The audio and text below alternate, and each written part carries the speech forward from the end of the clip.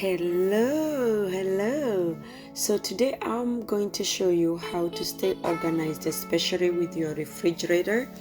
When you're selling your home, we have home seller who are still living in the house when you put your house on the market.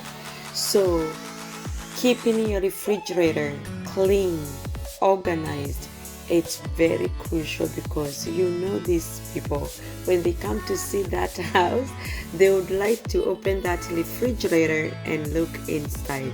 So I'm showing you how to stay organized with your refrigerator.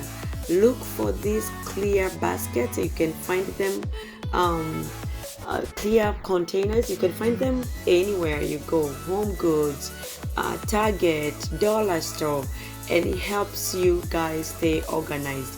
Also keep things, the lights together, all the look-likes together, and that way when you're showing that house, it looks spectacular, clean and elegant.